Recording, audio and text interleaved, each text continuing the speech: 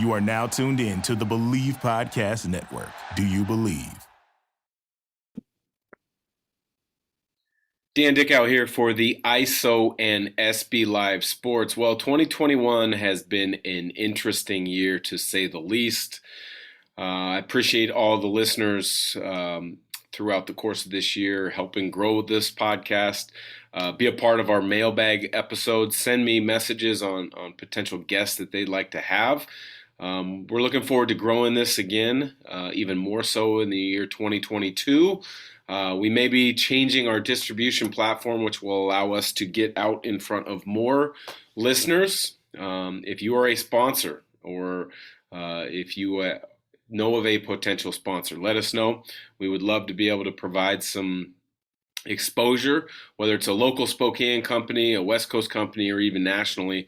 We'd love to reach out, connect, be put in touch with them to be able to have their support. So, like I said, 2021 has been a very interesting year. Today's episode is going to recap my top 5 sports stories of 2021. Maybe not necessarily the most important or the most well-known, but these are 5 stories that caught my eye, and I kind of followed them throughout based on my interests in the sports world, based on my work as a college basketball analyst and with SB Live Sports.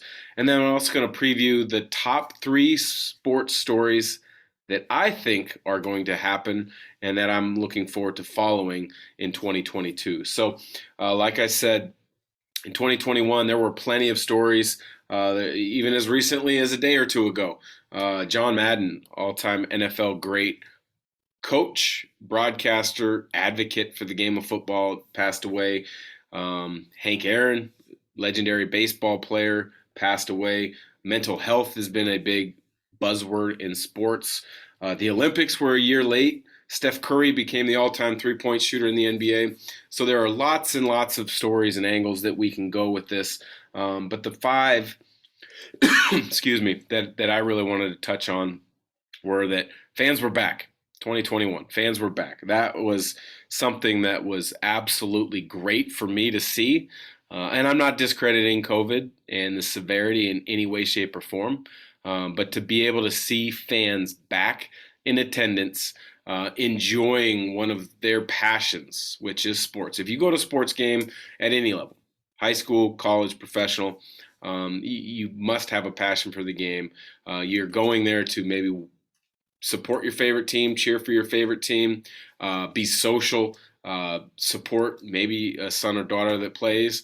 But to see fans back was tremendous. And I think that's a big part of getting over COVID is getting back to normal or as much normalcy as possible. I don't agree with a lot of the stadiums and a lot of the arenas mandating a vaccine passport or a negative COVID test. But unfortunately right now, until we get a little bit further through this, I think we're still going to see that. So hopefully we can get past this a little bit further and we can truly get back to normal with fans in the stands cheering loudly for their teams, not having to be reminded to put a mask on, because that's something that as a broadcaster, even in a game the other night, I look across the way and ushers are holding up signs for people to put masks on. At this time, if you don't have a mask or if you're not wearing a mask, you know the risks, you know the potential outcomes, and I'm okay with that. I think everyone has their own ability to make those choices, but I am looking forward to getting even more back to normal with fans in arenas and fans in stadiums. So the next story that caught my eye in 2021 was because I'm a college basketball fan. I played it. I follow it closely. I cover it with some stuff here for SB Live, as well as for the networks that I am a color analyst for. I follow it closely. And a season ago, Gonzaga and Baylor were the 2 most dominant teams in college basketball that I can remember in quite some time. Kentucky's had some good teams in the last 10 years. So has Duke. So has Kansas. So has Villanova.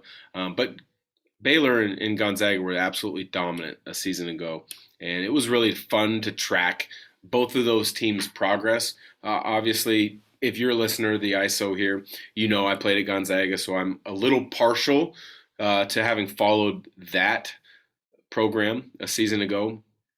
They didn't win the title. Baylor obviously won it, and they won it in convincing fashion in the title game. But I think it was a really fun and unique story a unique season to watch in how those two teams really were the cream of the crop. Baylor had a small COVID pause when they came back. They weren't as dominant, but you could see them trending in the right direction. And then they get to the NCAA tournament, and the way they were playing was a sight to behold. Gonzaga the same way, all the way up until the Final Four, where they beat an upstart UCLA team, and then they just ran into the buzzsaw, the Baylor Bears. So that was a really fun story that caught my eye in 2021 that I enjoyed following. The next one, number 3 on my 2021 stories that caught my eye, Tom Brady. What more can you say? I don't follow football very closely, but I love watching Tom Brady play, and I love watching how he conducts interviews and the confidence that he has, the belief in his approach, the belief in his skill set, the belief in his leadership that he has. It's so fun to watch. I think you can learn a lot from him, whether you're a young football player, whether you're a young athlete, whether you're a current professional or college player at a very high level. You can learn a lot by his attention to detail and how good he is. There's a lot of talk. Is he the greatest football player of all time? I don't know, because I don't follow it closely enough. I mean, there's been so many good football players. I can give you my 2 cents on the basketball side, but the football side, it's a little harder. But in year one, for him to go to Tampa Bay and win the Super Bowl, that was really impressive. That caught my eye because a lot of people said Brady was a product of Bill Belichick in the New England Patriot system. Maybe you could say that to a certain extent. I know there's NBA players that have had their career enhanced by being in a certain system. But that's the beauty of sports, is if you find a system that your skill set fits great to, and then you execute the heck out of it, what's wrong with that? Yeah, you're going to get some naysayers, you're going to get some doubters, you're going to get some critics, but that's just the nature of sports. But for what Brady did when he went to Tampa Bay, and they were dominant a season ago, and then he won the Super Bowl, I thought that was really a cool and unique story. Fourth story that really caught my eye. It was a disappointing and frustrating one for a golf fan. Tiger Woods has been instrumental in bringing a lot of attention to that sport, myself included. I love the game of golf.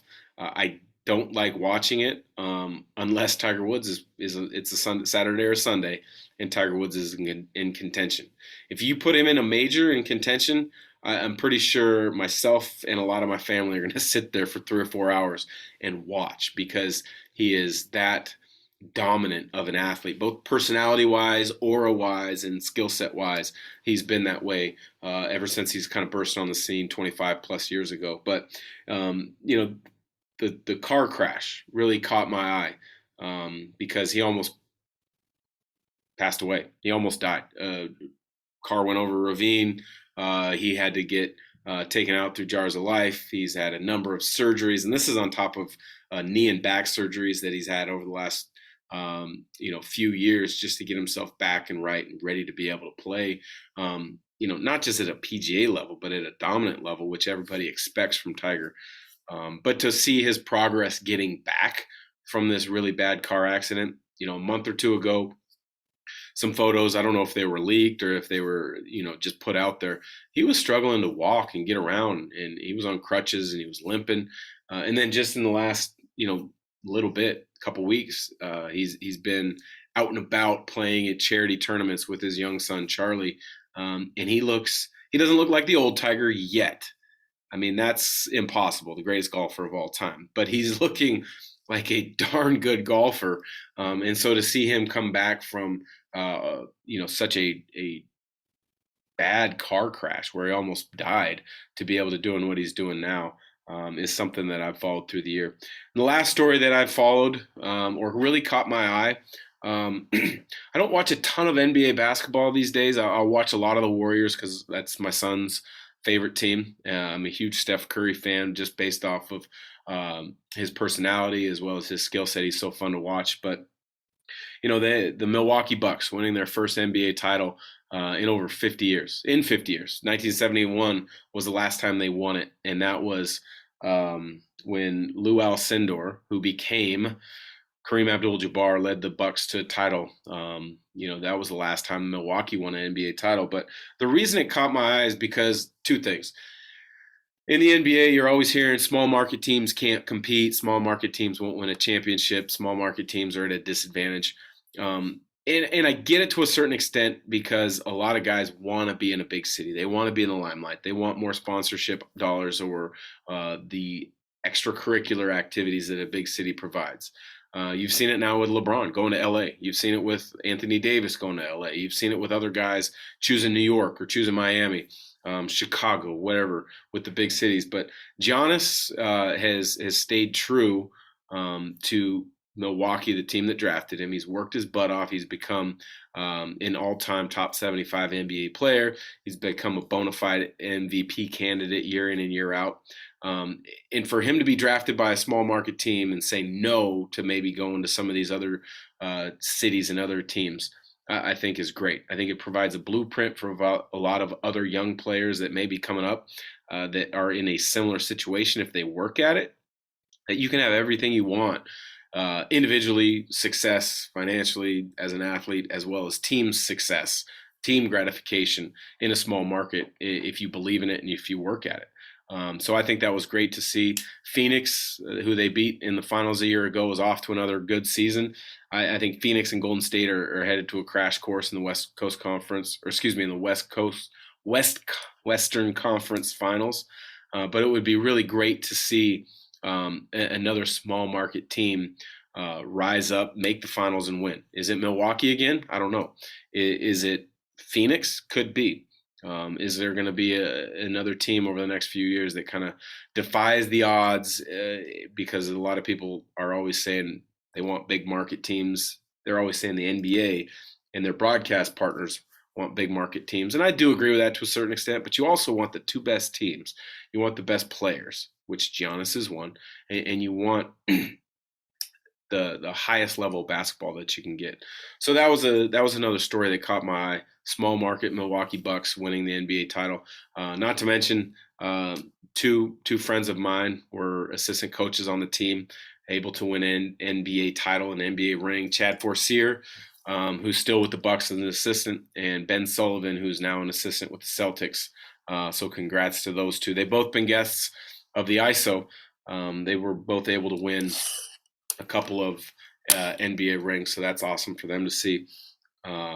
Looking ahead to 2022, there's, I'm sure, going to be 100 good stories to follow. What are they right now? We don't know.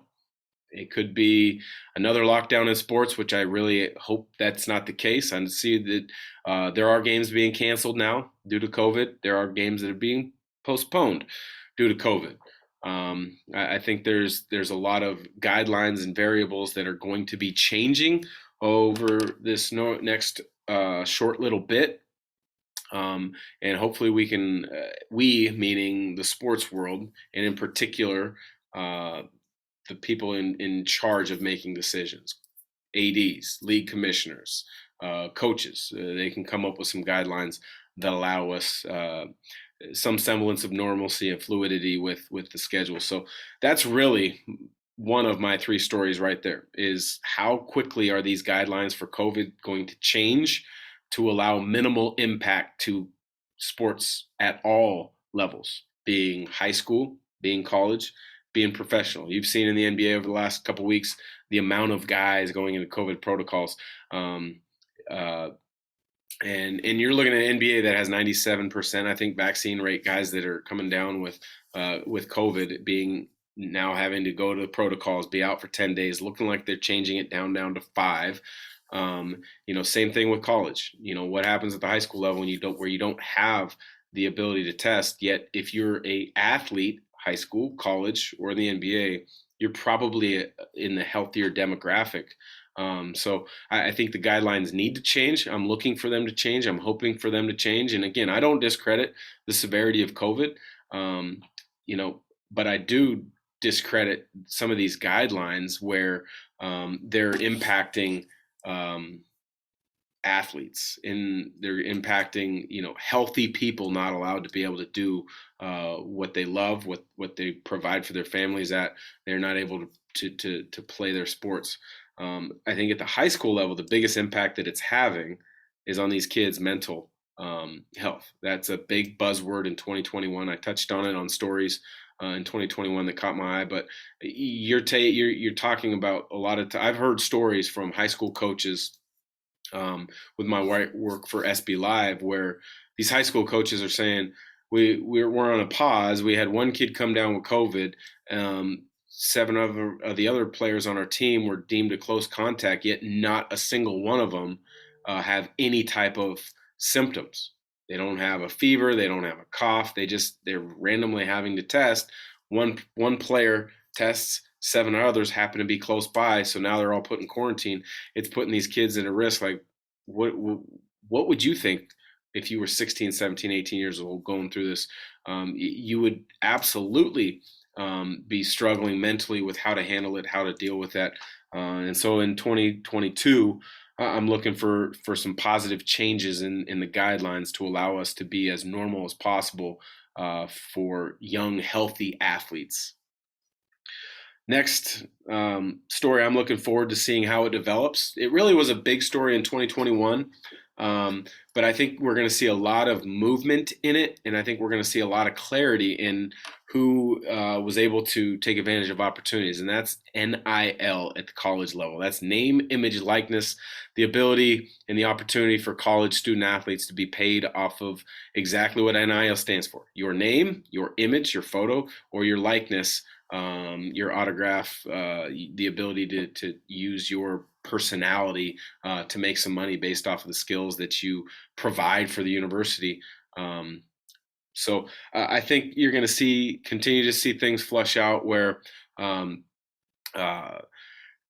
players, athletes, both men and women at the college level there's going to be some enormous deals out there. Then I think you're going to start seeing a lot of smaller deals, the deals in the $500 to $100,000 range, where maybe it's an autograph signing, for your smaller level college teams that are going to be able to start balancing that playing field, because there's not enough money out there for every athlete to get a huge deal. But I think you're going to start to see a number of athletes get these smaller deals, and I'm all for it. I am all for it. But I think, as I've said from the start, it's going to take a couple years to flesh out. I think we're 6-7 months in. I think we're going to start to see a lot of good schools guiding their student athletes. I think we're going to see some agents who have been proactive in the space early be able to provide guidance and opportunities for student athletes.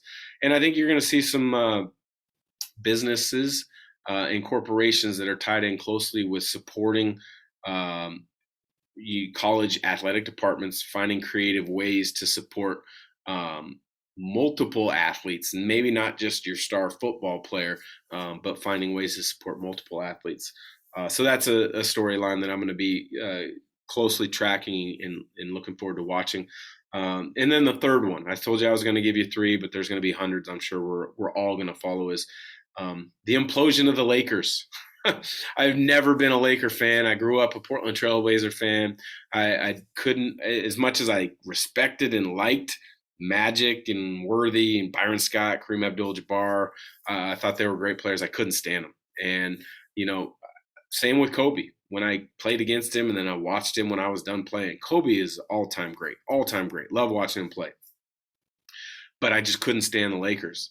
And this version of the Lakers I can't stand at all. And a lot of it is because, LeBron, a lot of people view him as the GOAT, the greatest of all time. I don't. That's Michael Jordan. There's about 3 or 4 other guys that are very close in regards to should be in the conversation. LeBron's a tremendous player, all-time great.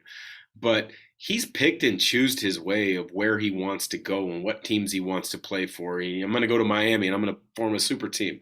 He doesn't like that. He goes back to Miami and he starts, he's able to have the ownership and GMs of these teams that he's a part of kind of bow to his demands and bring his guys, the roster he wants to see on the team. Then it worked out in Cleveland.